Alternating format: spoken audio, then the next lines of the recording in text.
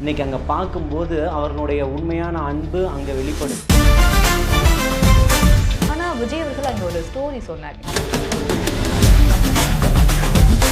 ஆட்டோன்னு எப்படி சொல்கிறாங்களோ ஒரு குடையாக கூட இருக்கலாம். அவர் அங்கே மலேசியாவில் போய் ஒரு குடையை பற்றி பேச வேண்டிய அவசியம் என்ன இருக்குது? அந்த கதையினுடைய கருவும் அம்சமும் கொடையை நோக்கி தான் இருக்குது. அது டிவிக்கேன்னு சொன்னது ஒரு அரசியல் பேச்சாக பார்க்க முடியாது. அந்த இடத்துல அரசியலை பேசியிருந்தால் பார்க்கலாம். அவ்வளோதான் அப்படின்ற மாதிரி முடிவுக்கே வந்துட்டாரா? சினிமா போதும்னு நினச்சிட்டாரா? அதை இப்போ பகிரங்கமாக பேசுகிறாரு. 33 ஆண்டுகள் என்னை வழி நடத்தினீங்க, 33 ஆண்டுகள் உங்களுக்காக நான். அவருடைய எண்ணம் தெளிவாக இருக்குது, பாதையும் பயணமும் தெளிவாகவும் வேகமாகவும் இருக்குது. அவர் அந்த பக்கம் கோடியை விட்டாலும் கூட இந்த பக்கம் பதவிகள் கொடுக்குற வழியா கோடிகளை எடுக்கிறாருன்னு சொல்றாங்க. அப்படி அவர் கேட்டாருன்னா கொட்டி கொட்டி கொடுப்பதற்கு ஆயிரக்கணக்கான பேர், லட்சக்கணக்கான பேர் இருக்கிறாங்க. நூற்றுக்கணக்கான ஆட்களோட வந்து தலைவர் காரை மறிக்கணும் அப்படின்றத வந்தவங்க காலையிலேயே உள்ள வந்து பொதுச் செயலாளர் சந்திச்சிருக்கலாமே. அப்போ நீங்கள் ஒரு விஷயத்தை திட்டமிட்டு கட்டமைக்கும் போது தான் இங்கே சந்தேகங்கள் எழும்புது. காரை மறிக்கும் போது இருந்த முரண்பாடுக்கும் தர்ணா போராட்டம் நடத்தும் போது இருந்த உங்களுடைய நோக்கத்துக்கும் இப்போ இருக்கக்கூடியதுக்கும் இந்த முரண்பாடான கருத்து எங்கேருந்து வந்துச்சு? ரெட் நியூஸ் தமிழ் நேயர்களுக்கு வணக்கம். இன்றைக்கு சிறப்பு நேர்காணல்ல தாவேகாவின் ஆதரவாளர் ஜலீல் அவர்கள் இணைஞ்சிருக்காங்க. தாவேகாவின் அடுத்த நகர்வு, ஜனநாயகனுடைய ஆடியோ லான்ச், அதுக்கப்புறம் தமிழ்நாடு அரசியல் குறித்து பேசலாம். வணக்கம் சார். வாழ்த்துக்கள். எப்படி இருக்கீங்க? நலமா இருக்கேன். ஜனநாயகன் மலேசியாவில் ஆடியோ லான்ச் முடிச்சிருச்சு. முடிஞ்சதுக்கப்புறம் ஆடியோ லான்ச்சில் விஜயன் அவர்களுடைய தாயார் பாடக்கூடிய ஒரு பாடலுக்கு விஜய் அவர்கள் கையை தூக்கி ஒரு மாதிரி வரவேற்பு கொடுத்தாரு. ஏழைகம் பாருங்க நினச்சி போட்டா நீங்களும் சிஎம் தான் அப்படின்னு சொல்லும்போது விஜய் அவர்கள் ரொம்ப ஆக்ரோஷமாக தென் கையை தூக்கி இது பண்ணுறாரு. விஜய் அவர்கள் மலேசியாவில் அரசியல் பேசக்கூடாது அப்படின்னு சொல்லி மலேசியா கவர்மெண்ட்ஸ் வந்து கண்டிஷன்ஸும் கொடுத்துருந்தாங்க. அதை மீறியும் டிவிகேன்ற கத்துற சவுண்ட்ஸ் எல்லாம் கேட்க முடிஞ்சிச்சு. உண்மையாகவே உற்சாகமான ஒரு இது வந்துச்சு. லாஸ்ட் ஒரு ஆடியோ லான்ச் அப்படின்ற போது அங்கே உள்ள ரசிகர்கள் தொண்டர்களாக சேர்ந்து ஒரு மாதிரி மிரட்டிட்டாங்கன்னு கூட சொல்லலாம். ஆனால் விஜய் அவர்கள் அங்கே ஒரு ஸ்டோரி சொன்னார். அந்த ஸ்டோரி ஏதோ ஒரு நாட் வச்சு தான் சொல்லியிருக்காரா? தன்னுடைய தாயார் பாடுறாங்க அப்படின்னு அதை கேட்கும்போது அவருக்கு ஒரு உற்சாகம். அதையும் கடந்து ஏழைகள் பாளைகள் நினச்சிட்டா நாளைக்கு நீங்கள் தான் முதல்வர் அப்படின்ற வரி அந்த பாடலில் வரும்போது அதை குறிப்பிடும்போது அதற்காக தான் நான் உழைச்சிக்கிட்டு இருக்கேன்றதை ஆக்ரோஷமாக அவர் சொல்லக்கூடிய இடமா தான் அதை நான் பார்த்தேன். அதை தாண்டி அங்கே இங்கே இருக்கக்கூடிய கட்சிகள் எவ்வளோ சொன்னாங்க, அவருக்கு நிறைய இது கொடுத்துட்டாங்க, ரெஸ்ட்ரிக்ஷன் கொடுத்துட்டாங்க, இதை பண்ணிட்டாங்கன்னு சொல்லிட்டு. அவர் ஏதோ ஒரு வெளிநாடு சுற்றுப்பயணம் போய் ஒரு ஹாலை வாடகைக்கு எடுத்து பெரியார் ஃபோட்டோவை அங்கே வச்சு இந்த ஆக்ஸ்போர்டு யூனிவர்சிட்டியில் நான் பெரியார் படத்தை திறந்து வச்சுட்டேன்னு போய் சொல்லிட்டு வரல. அவர் போகிறதுக்கு முன்னாடியே தமிழ்நாட்டில் எந்த மாதிரி ஒரு மாநாடு நடக்குதோ அந்த இடத்துக்கு 2 நாளைக்கு 3 நாளைக்கு குடும்பமாக எப்படி போய் மக்கள் பார்த்துக்கிட்டு இருக்காங்களோ, கடைசியாக நடந்த சேலம் மாநாடையும் குறிப்பிட்டு சொல்கிறேன் நான். அதாவது அது மாநாடல்ல, மாநாடு போன்ற ஒரு தோட்டத்தில் ஏற்பாடு ஆயிடுச்சு. ஆனாலும் அது ஒரு பொதுக்கூட்டம் தான். ஆமாம், மக்கள் சந்திப்பு. ஆமாம், மக்கள் திரள் பொதுக்கூட்டம் தான். அந்த பொதுக்கூட்டத்தில் இருந்தது எப்படி இருந்ததோ அதை விட 10 மடங்கு மிஞ்சிருச்சு மலேசிய மக்களினுடைய அன்பு, ஆதரவும். இன்னைக்கு அங்கே பார்க்கும்போது அவர்களுடைய உண்மையான அன்பு அங்கே வெளிப்படுது. இப்போ இதை சொல்கிறீங்களா, அவர் நேசிக்கக்கூடிய ஒரு கூட்டமாக வருது. மலேசியாவில் இருக்கக்கூடிய தமிழ் சமூகங்கள் அங்கே இருந்துக்கிட்டு இருக்கு. இங்கேருந்து போன தமிழ் சொந்தங்கள் அங்கே வாழ்ந்துக்கிட்டு இருக்காங்க. அதற்கான ஒரு கூட்டமாக தான் இன்றைக்கி நீங்கள் அதை பார்த்துக்கிட்டு இருக்கீங்க. அது டிவிக்கேன்னு சொன்னது ஒரு அரசியல் பேச்சாக பார்க்க முடியாது. அந்த இடத்துல அரசியலை பேசியிருந்தால் பார்க்கலாம். நீங்கள் சொன்ன மாதிரி அவர் ஒரு கதை சொல்லிக்கிட்டு இருந்தார், ஒரு குட்டி கதை ஒன்று சொல்லிக்கிட்டு இருந்தார். அது அந்த கதை ஆட்டோ ஓட்டுநர் அந்த ஆட்டோலேருந்து இறங்கி போகிற ஒரு கர்ப்பிணிக்கு மழையில் நனைஞ்சிக்கிட்டு போகாதீங்கம்மா, இந்த கொடையை எடுத்துகிட்டு போங்க அப்படின்னு ஒரு குடையை கொடையாக கொடுக்குறாரு.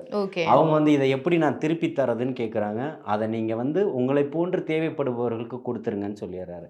அது அப்படியே கை மாறி கடைசியில் ஒரு பள்ளி சிறுமிக்கிட்ட அந்த கொடை கிடைக்குது. அதை எடுத்துகிட்டு வரும்போது ஒரு வீட்டில் ஒரு தந்தை தன்னுடைய குழந்தைய பள்ளியிலிருந்து கூட்டிகிட்டு வரக்கூடிய ஒரு சூழலை நிற்கிறாரு. மழை பெஞ்சிக்கிட்டு இருக்கு. அவர் தான் அந்த ஆட்டோ டிரைவர். அந்த பள்ளி சிறுமி தான் அவருடைய மகள். அந்த கொடை அவர்கிட்டையுமே திரும்ப வருது. ஓகே. அப்போ நீங்கள் ஒரு குடையை தான் கொடையாக கொடுத்தீங்க, அந்த குடை உங்களுக்கு திருப்பியும் கொடையாக வந்து கிடச்சிருக்குன்றது தான் இந்த கதையினுடைய அம்சம். இதில் எத்தனை பேர் வராங்க, எத்தனை மக்கள் வராங்க, எப்பேற்பட்ட மக்கள் வராங்க, இந்த விதைச்சதை எப்படி அறுவடை பண்ணுறாங்கன்றது தான்.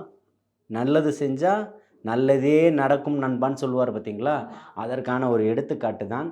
வரக்கூடிய காலங்களில் குடை மிகப்பெரிய ஒரு இடத்துக்கு ஏன்னா வரும். நீங்க குடைன்னு அடிச்சு சொல்லிட்டீங்க. ஒருவேளை அவங்களுடைய சின்னம் இதுவா தான் இருக்கும்னு நிறைய பேர் வந்து விசில்ன்றாங்க, மோதிரம்ன்றாங்க. இப்போ நீங்க குடைன்னு சொல்றீங்க. ஒருவேளை அந்த ஆட்டோவா கூட இருக்கலாமோ? இல்லை, நான் இப்போவுமே என்ன சொல்கிறேன், அவர் சொன்ன ஒரு ஸ்டோரி மிகப்பெரிய ஒரு தாக்கத்தை ஏற்படுத்தும்னு சொல்கிறேன். அந்த அந்த கொடை வந்து சின்னமாக கூட இருக்கலாம், இருக்கலாம். இருக்கலாம். ஆ. மோதிரம்னு எப்படி சொல்கிறாங்களோ, விசில்னு எப்படி சொல்கிறாங்களோ, ஆட்டோன்னு எப்படி சொல்கிறாங்களோ, ஒரு குடையாக கூட இருக்கலாம். அவர் அங்கே மலேசியாவில் போய் ஒரு கொடையை பற்றி பேச வேண்டிய அவசியம் என்ன இருக்குது?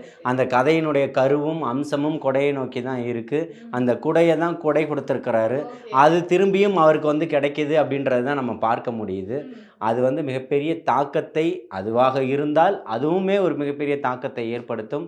சூசகமாக தலைவர் தளபதி அவர்கள் எதையோ சொல்லி கடந்து போயிருக்கிறாரோ அப்படின்றது இல்லாமல் அதில் ஒரு இதை உள்ளார்ந்த ஆராய்ஞ்சு பார்க்க வேண்டிய விஷயமா அர்த்தத்தோட தான். பார்க்க வேண்டிய ஒரு இடமா இருக்குன்னு சொல்கிறேன். ஓகே.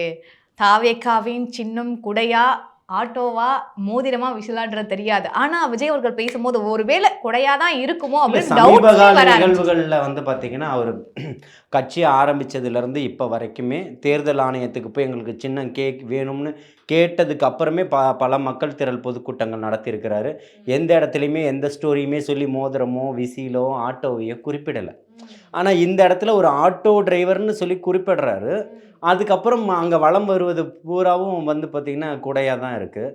அப்போ வந்து இதுவாக இருக்கலாமோ அப்படின்ற மாதிரி ஒரு ஒரு தோற்றம் தானே தவிர்த்து, அது ஆட்டோவா, மோதிரமா, விசிலா, இல்லை கொடை கொடுத்த குடையான்றது காத்திருந்து பார்க்க. ஜனநாயகன் ஆனா அவரோட லாஸ்ட் மூவியோட ஆடியோ லான்ச் அங்க உள்ள ரசிகர்களை பார்க்க முடிஞ்சது. அங்க அவ்வளோ அழகா நடக்கக்கூடிய ஆடியோ லான்ச் பார்க்க முடியும்.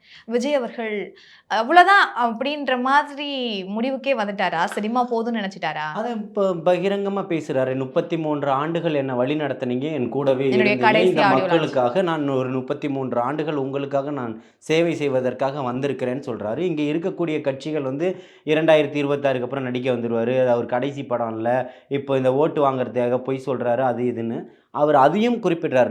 முதல்ல என்ன சொன்னனோ அதே நிலையில தான் இன்னும் தொடர்றேன்னு சொல்கிறார். அப்போ அவர் சொன்ன வாக்குறுதிகள்லையோ அவர் கொடுத்த ஒரு நிலையிலையோ எந்த விதமான மாறுபட்ட கருத்துமும் இல்லை. அவர் எல்லா அரசியல் கட்சிகளும் நீங்கள் முன்வைக்கும் போதும் அவர் கரூர் சம்பவத்தை அவர் எப்படி கையாண்டாருன்றதை பார்த்தீங்க. பல கட்ட விமர்சனங்கள் இருந்தது. ஆனால் அந்த பாதிக்கப்பட்ட குடும்பத்தில் உள்ளவர்கள் எப்படி அதை எடுத்துக்கிட்டாங்க, அவரை வந்து சந்திச்சாங்கன்றது, அதுக்கு ஆயிரம் விமர்சனங்கள் கூட வந்தது. ஆனால் நான் அங்கே இருக்கிறேன், தொடர்ச்சியாக தமிழக வெற்றி கழகத்தில் இருக்கிறவர்களோட நெருங்கி பயணம் பண்ணுவதால் நமக்கு கிடைச்ச தகவல் என்னன்றதை வந்து பார்த்திங்கன்னா, அப்போ நமக்கு தெரியும் அவர் அந்த விஷயத்தை வித்தியாசமாக கையாண்டுகிட்டு இருக்கிறாருன்னு. அதுக்கு ஒரு மிகப்பெரிய ஒரு வெற்றி கிடச்சிது. அவர் எந்த விதத்திலும் அவர் அதை வந்து ஒருபோதுமே மாற்றி அமைச்சிக்கணும்னு நினைக்கல. தான் போகக்கூடிய பாதை, அவருடைய எண்ணம் தெளிவாக இருக்குது, பாதையும் பயணமும் தெளிவாகவும் வேகமாகவும் இருக்குது. அதே போல தான் இன்றைக்கும் அவர் ஒரு முடிவு எடுத்துட்டார். இவ்வளோ பெரிய உச்சத்தில் இருக்கக்கூடிய கேரியரை யாருமே உதறிட்டு இது வரைக்கும் வரல. எனக்கு வயசாயிடுச்சு, நாட்டை பார்க்க முடியாதுன்னு இன்றைக்கு வரைக்கும் படத்தில் நடிச்சுக்கிட்டு இருக்கிறாரு சூப்பர் ஸ்டார்னு சொல்லக்கூடிய ரஜினிகாந்த் அவர்கள். புரியுதுங்களா? சரத்குமார் நான் கட்சி ஆரம்பித்தேன்னு தொடர்ந்து படம் நடிச்சுக்கிட்டு இருந்தார். சிவாஜி கணேசன் படம் நடிச்சுக்கிட்டு இருந்தார். பாக்கியராஜ் படம் நடித்தார். எல்லாருமே இந்த மாதிரி வேலைகள் செஞ்ச அத்தனை பேருமே படம் நடித்தாங்க. தன்னுடைய கேரியருக்கு வரும்போது, அரசியல் வாழ்க்கை மக்களுக்காக வரும்போது, தான் கொண்ட தன்னுடைய பயணமும் திட்டமும் ரொம்ப தெளிவான ஒரு அறிக்கையாக மக்களுக்கு கொடுத்துட்டு, இதுக்கு முன்னாடி படம் தான் கடைசி படமாக இருந்தது. எல்லாருடைய வேண்டுகோளுக்கு இணங்க இந்த படம் நடிச்சாரு. அந்த ஜனநாயகன் மக்கள் மத்தியில் மிகப்பெரிய ஜனநாயகத்தை பேசக்கூடிய ஒரு பொருளாக இருக்கும்.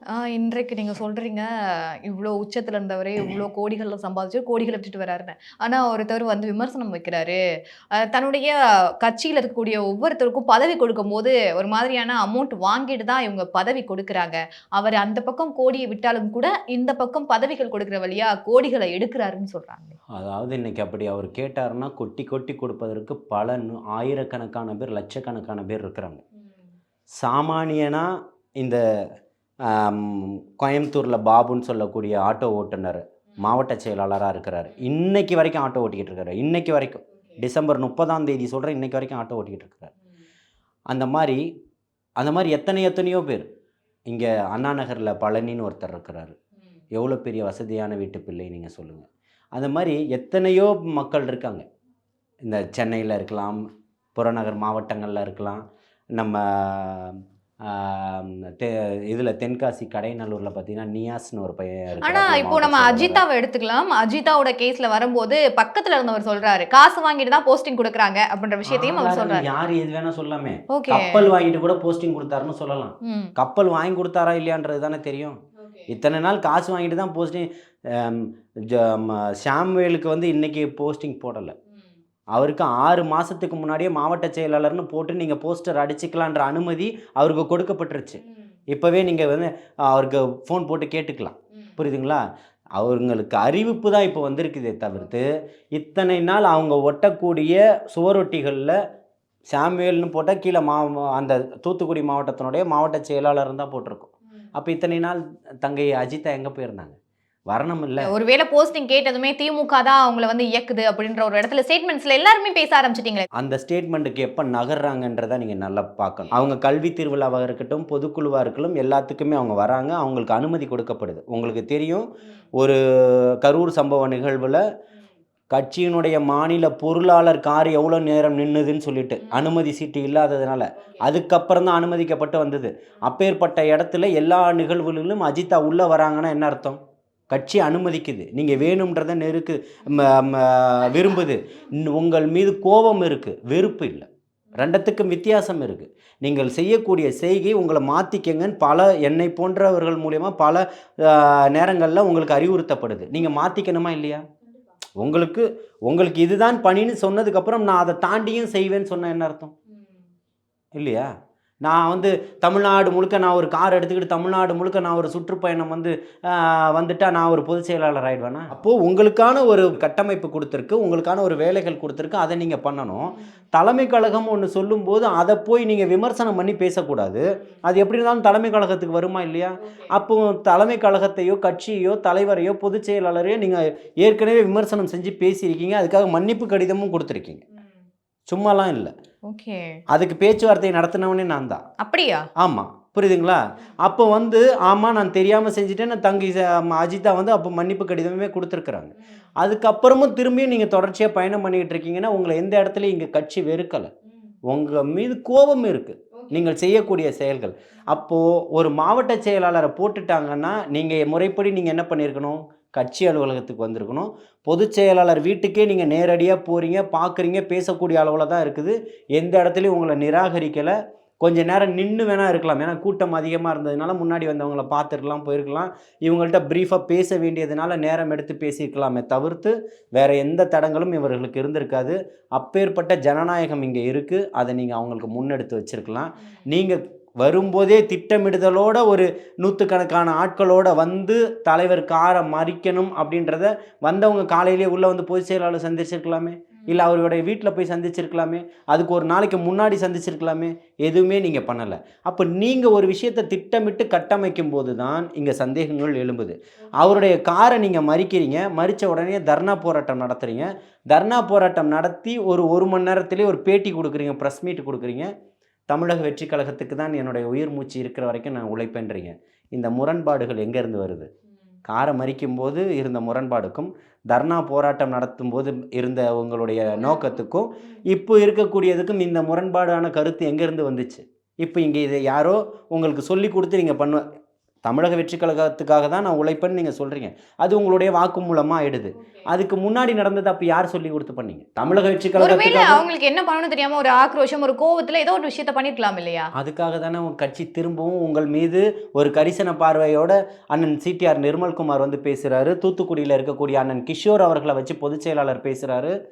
இதுக்கு மேலே உங்களுக்கும் நல்ல அறியப்பட்டவருக்கு அண்ணன் கிஷோர் அவர்களை வச்சு பேசுகிறாரு. சகோதரர் ராஜ்மோகனை வச்சு பேசுகிறாங்க. இன்னும் யார் பெரிய ஆட்கள் யார் இருக்கா? கட்சியில் அவங்க தான் பெரிய ஆட்கள். அவர்களை வச்சு பேசுகிறாங்க. அப்போ உங்களுக்கான உரிய மரியாதை கொடுக்குதில்ல. அப்போ அண்ணன் சிடிஆர் அவர்கள் அங்கே கூப்பிடுறாங்க. அவர்களை நடத்தின விதம் எந்த மாதிரின்னு நீங்கள் பார்த்துருப்பீங்க. அப்போ என்ன ஒரு தனிப்பட்ட மனிதருக்கு இருக்கும்போது ஒரு தமிழக வெற்றி கழகம்ன்ற ஒரு கட்சி தேர்வு செய்யப்பட்டு ஒரு மாநில பொறுப்பில் இருக்கக்கூடியவரை நீங்கள் அந்த மாதிரி கையாளலாமா? எல்லா ஊடகங்களும் பார்த்துக்கிட்டு இருக்கு. உங்களை மதித்து அவர் வந்து வாங்க உங்கள்கிட்ட பேசணும்னு சொல்கிறாரு. அப்போது மறுத்திருக்கலாம், நீங்கள் அவர் அந்த மாதிரி பேசியிருக்க வேண்டிய அவசியம் கிடையாது. அதையுமே தலைமை கழகம் ஏற்றுக்கிட்டு இன்றைக்கு வரைக்கும் உங்களை அடிப்படை உறுப்பினர்லேருந்து தூக்காமல் வச்சுருக்குன்னா அதுதான் தமிழக வெற்றி கழகம். ஜனநாயக உரிமை அடிப்படையில் கருத்தில் எல்லாத்துக்குமே இருக்குது, புரியுதுங்களா? அதில் உங்களுக்கு மாறுபட்ட கருத்து இருக்குது. நீங்கள் செஞ்ச வேலைகளை உங்களை அங்கீகரிக்குது, உங்களுக்கான ஒரு பொறுப்புகளை கொடுக்குது. அதை தாண்டி நீங்கள் ஒரு இடத்துக்கு போகிறீங்க, அதை தடுக்குது. இது பண்ணக்கூடாதுன்னு சொல்லுது. கட்சிக்கு ஒரு கோட்பாடு இருக்குது, ஒரு கொள்கை இருக்குது, அதை மீறக்கூடாதுன்னு சொல்லுது. ஒரு மாவட்ட செயலாளர்னால் மாவட்ட செயலாளர் வேலையை தான் பார்க்கணும்.